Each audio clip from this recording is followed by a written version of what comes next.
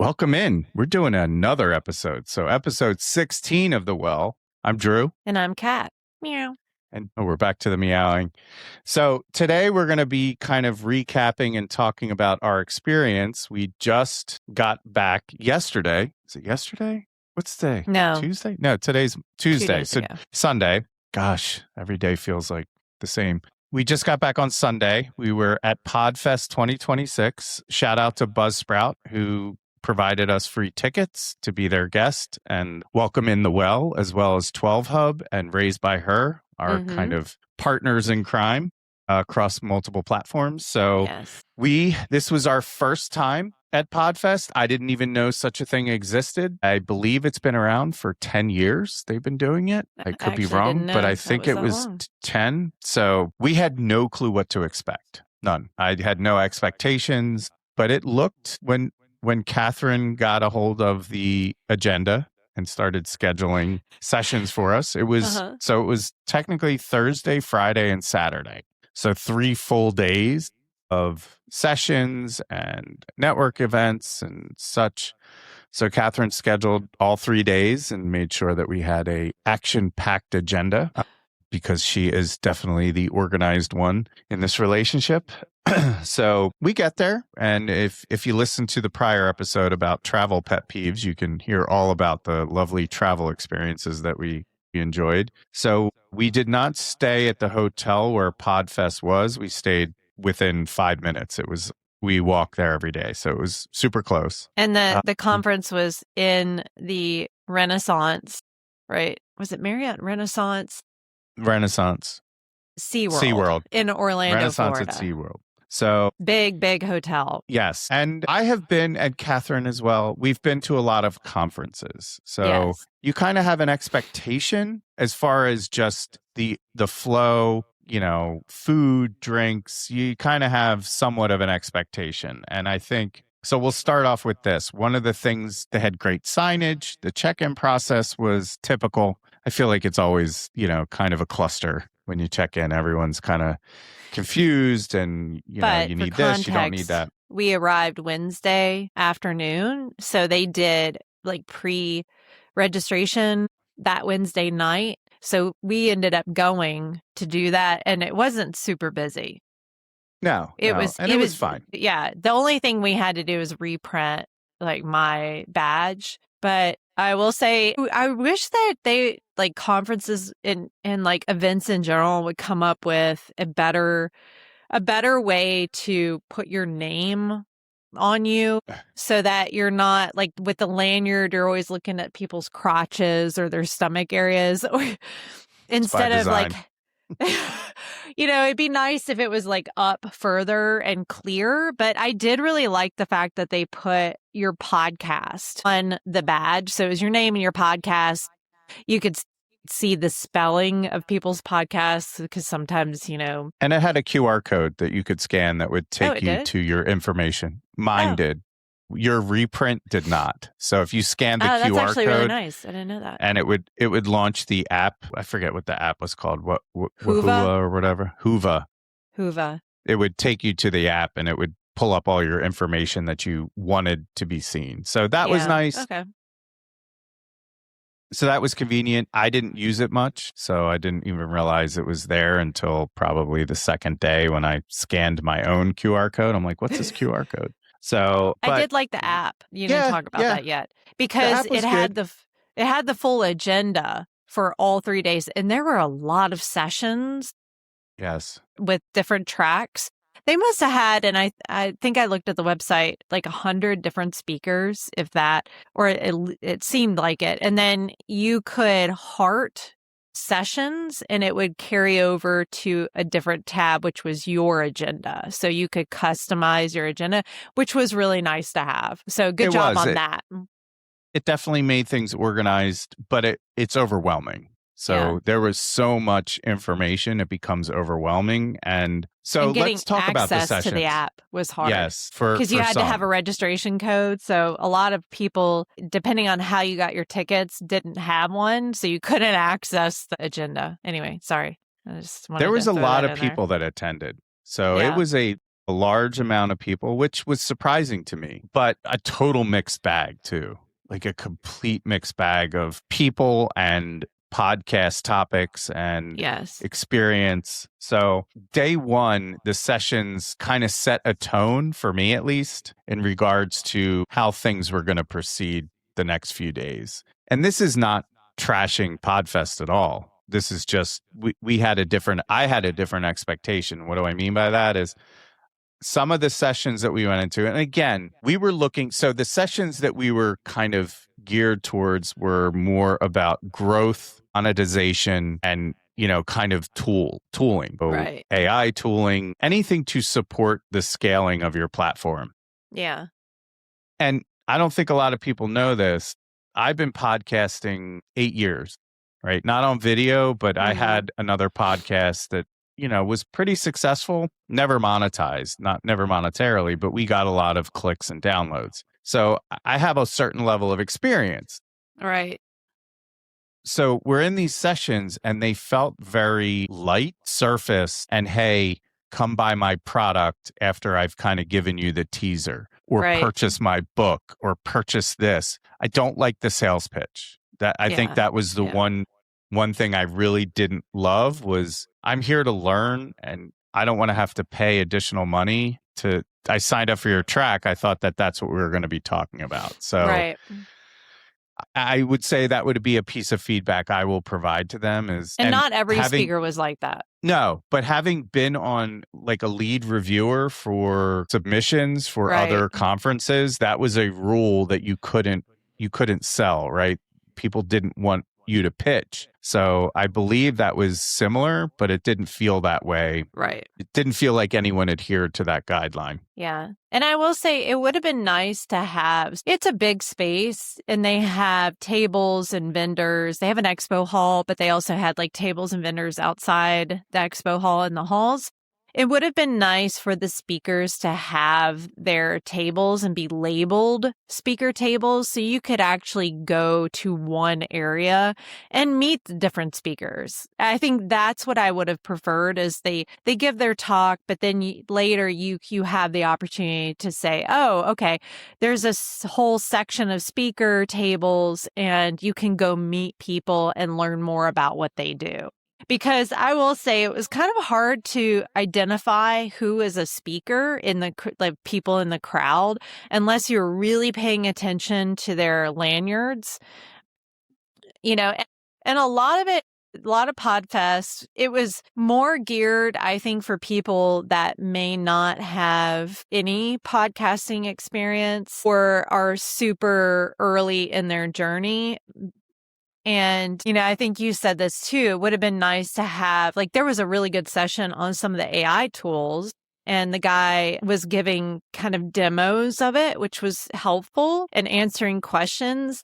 But I felt like his was one of the only ones where he was doing demos. So it would have been nice to have kind of like hey, here are demos, 5-minute demos of each of these tools, and here's how you can apply them. So yeah, I think some of the sessions were not super helpful. You came away with maybe 1 or 2 nuggets, if that. And then there were some other sessions where people were giving a lot of information to help you, which was really good.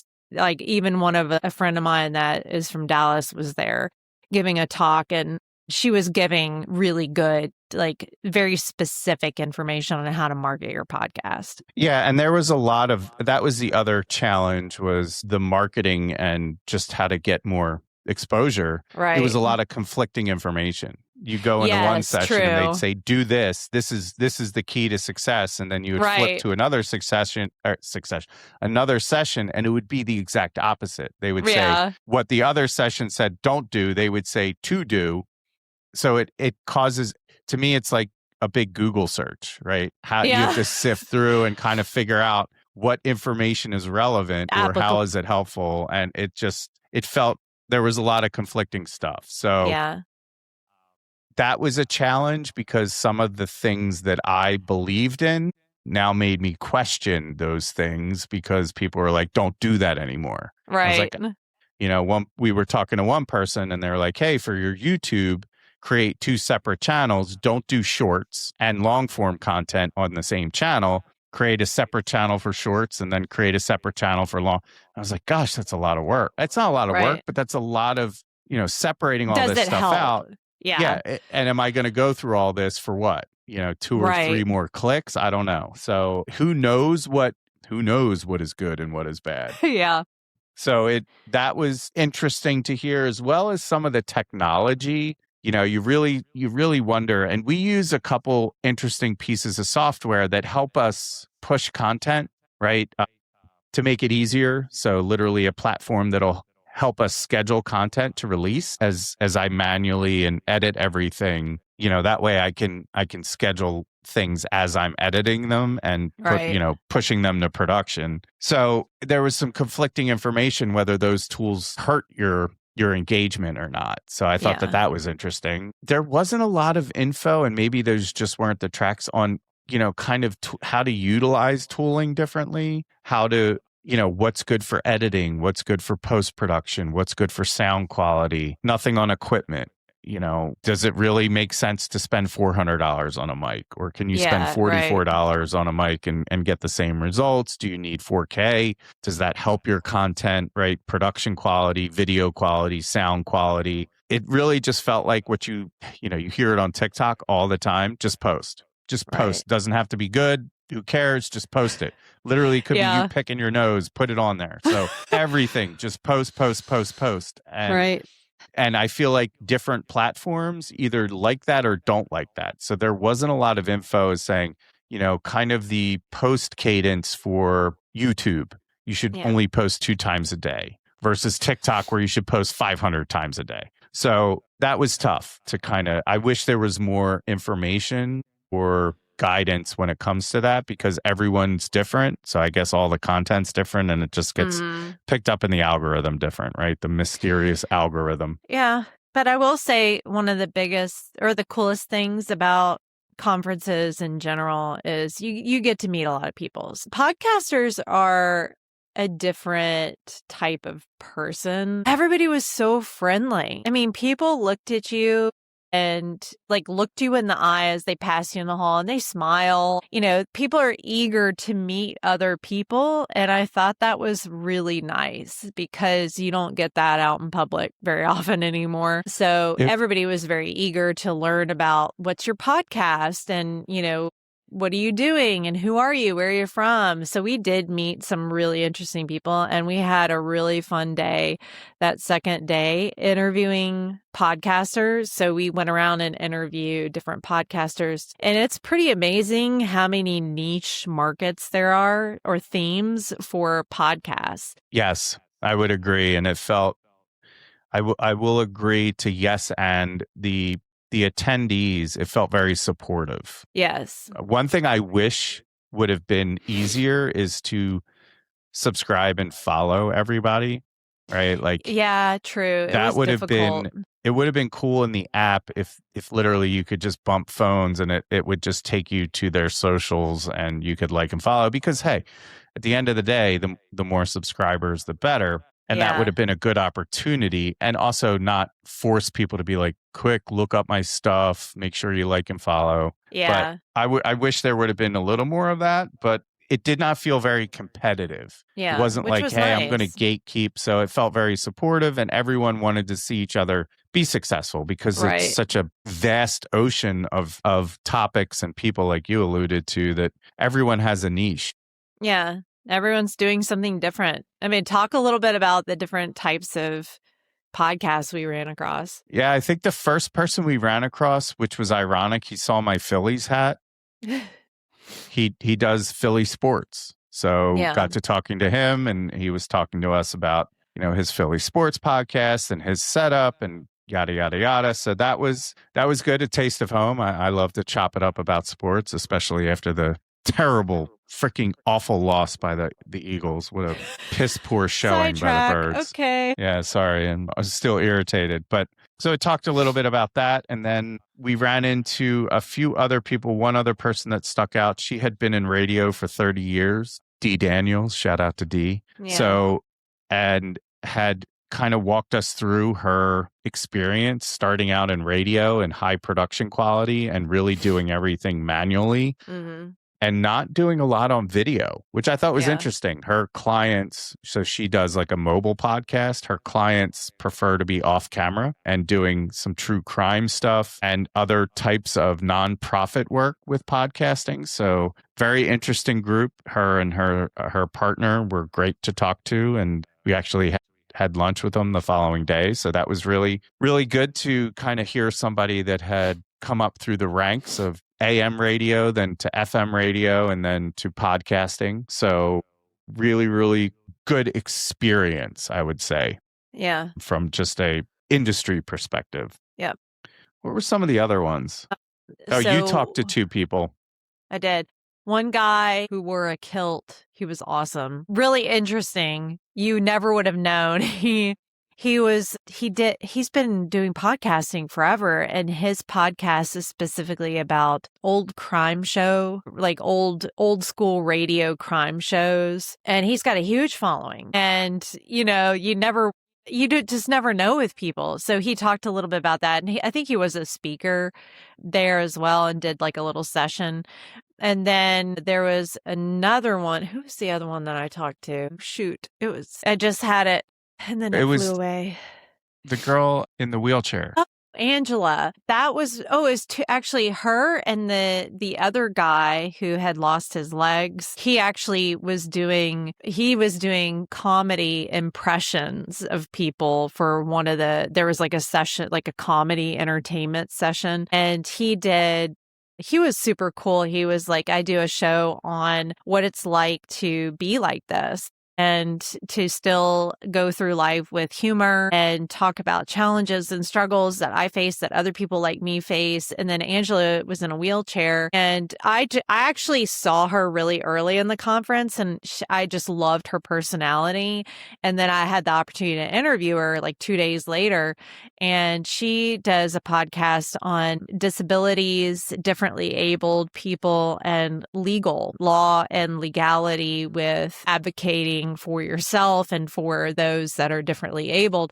So that was super cool. So I love seeing these people that may not necessarily be out in public as speakers, or podcasting is such a great channel for people who feel comfortable talking about the things they want to talk about. So I think it's a really great avenue for lots of people, obviously. I mean, they had like over 2,000 registrations, right? Yes. And I will say too, the space is so big in the conference hall and the adjoining hotel that you don't feel like you're on top of each other. So there's plenty of space, but yet you meet someone and you see them again like a couple hours later or the next day. So it's big enough and small enough so that you're running into the same people as well as new people. So it was fun, that part. I really enjoyed connecting with people. And for the first time in a while, and being the curmudgeon that I am, being out in public isn't always my favorite, but the level of, I don't know how to, like, the personality type was just all very positive, and people were very approachable. There really wasn't a lot of cranky people there, which is refreshing, which I was surprised. So there were a couple, but they were more like direct than cranky. Yeah, I would say for the most part, everyone was really pleasant and excited. Absolutely. Excited to be there and excited to experience kind of the event as well. And I didn't meet anybody that really pushed their podcast on you. No, right? Like, hey, no. So everyone was very humble, and which is good and bad. It's just good and bad. So I appreciated that aspect of it. But I will say, the more people that we talked to, I felt like a lot of them shared the same sentiment when it came to the sessions. It just didn't quite go deep enough, or wasn't enough meat on the bone to really kind of sink your teeth into and be like, there was a lot of value in that talk. Now, there was a few nuggets of wisdom, but nothing that we hadn't already either known or could have looked up in regards to just, anybody can do a quick Google search. But I will say a couple of the AI pieces of information were interesting, that you really start to see how to interact with AI. I thought it was interesting. One of the speakers was talking about, when you're prompting, prompt your whatever AI engine to respond in a certain way as an expert in this, right? Like, hey, respond as an expert in this. Or so persona-based responses and prompting, I thought was an interesting point of view. Now, I try and use as little AI as possible, right? Because I enjoy the experience of going through and editing and doing all the post-production stuff, but it is the current, it is the now. So there are some AI tooling, whether it's creating captions or helping with transposing into a summary, which just makes things easier and quicker. More the administrative type things. Absolutely. Yeah. I wish there was a bit more. The AI track that we took that we found helpful, he went into every single tool, broke down the cost and kind of his experience with those tools. So actually at the end, he did offer his like coaching and classes. That was something I would have been interested in because of how in depth and he went.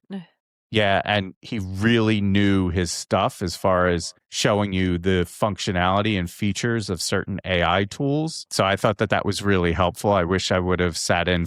We got there late, so I wish there was another follow-up session after that, but he was done for the day. So I thought that was really helpful. You and I talked about this, and I think this isn't just unique to this conference. I think going back to with our travel podcast we did recently, talking about how everybody's minimizing what they offer, but yet they're charging the same price or more. The one thing that I've noticed about conferences, and I know we've got a bunch of conferences here in Dallas, and I'm curious to know from other people if they've been experiencing the same thing. But back in the day, 10, 15 years ago, you go to conferences and they would provide coffee or waters, or, just go to Costco and get some basic snacks and have a snack table. Not necessarily everybody provides lunch, which is fine. I get it. I've put on tons of events, 20 plus events per year.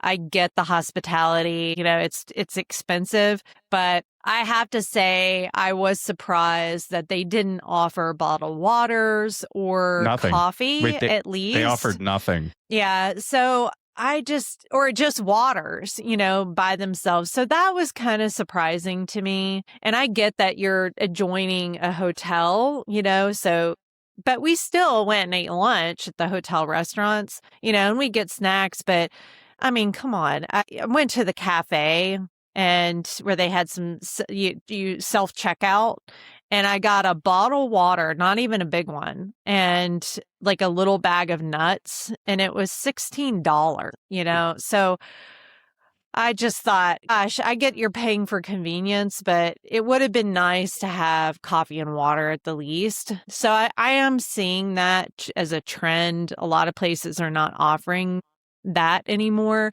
but I think it's a real shame that they're not. Because it's not a lot of money for coffee and water, and I know for a fact that it's not. It's a nice gesture, right? It just would have been. Honestly, they didn't have anything the entire time. Bananas. Or they did have, so you could purchase the VIP ticket where they had a lunch one day, and I think a mixer one day, but it was like $1,000 or something. So it just, to me, I've never been to a conference where they've never offered water or some sort of drink, and even in the carafe, right? Like the big carafe with cups. I mean, come on now.